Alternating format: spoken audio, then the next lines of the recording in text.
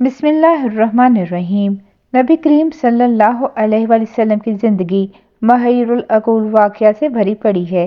یہ واقعات آپ کی پیدائش سے پہلے، بچپن میں اور نبوت کے بعد بھی رونما ہوئے۔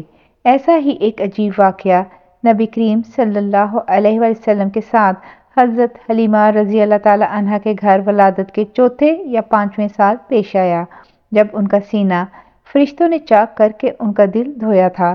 اسے شق صدر، سینہ مبارک چاک کیے جانے کے نام سے یاد کیا جاتا ہے، اور جس کا ذکر حضور صلی اللہ علیہ وآلہ وسلم نے ایک مجلس میں کیا تھا، جبکہ قبیلہ بنی عامر کے ایک بوڑھے شخص نے حضور صلی اللہ علیہ وآلہ وسلم سے اپنی ابتدائی زندگی کے حالات سنانے کی خواہش کی تھی۔ آپ صلی اللہ علیہ وآلہ وسلم نے فرمایا، میرا شیر خواری اور بچپن کا ابتدائی زمانہ بنی سعد بن بکر میں گزرا۔ ایک دن میں اپنے ہم عمروں کے ساتھ کھیل رہا تھا کہ سفید پوش آدمیوں فرشتوں کی ایک ٹولی نے، جن کے ہاتھوں میں سونے کی تھالی میں زمزم کی بھری برف تھی، مجھے پکڑ لیا۔ میرے ساتھی ڈر کر بھاگے۔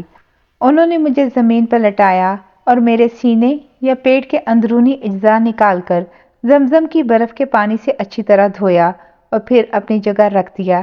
یہ منظر میں اپنی آنکھوں سے دیکھ رہا تھا۔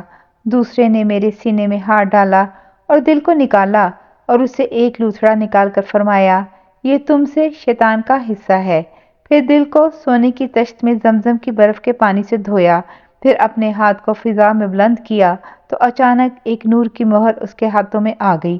اس نے مہر دل پر لگائی تو وہ نور سے بھر گیا، پھر دل کو جوڑ کر اپنے مقام پر رکھ دیا۔ اب تیسرے نے سینے سے ناف تک ہاتھ پھیرا تو زخم مندمل ہو گیا۔ میں اٹھ کھڑا ہوا تو تینوں نے باری باری مجھے سینے سے لگایا اور میری پیشانی پر بوسہ دیا۔ آپ صلی اللہ علیہ وآلہ وسلم کے دودھ شریک بھائی نے یہ منظر دیکھا تو دوڑ کر اپنے والدین کو اطلاع دی کہ کچھ سفید پوش آدمیوں نے میرے قریشی بھائی کا پیٹ چاک کر دیا ہے۔ یہ سنتے ہی وہ فوراً وہاں گئے اور دیکھا کہ بچے کے چہرے کا رنگ فک ہے۔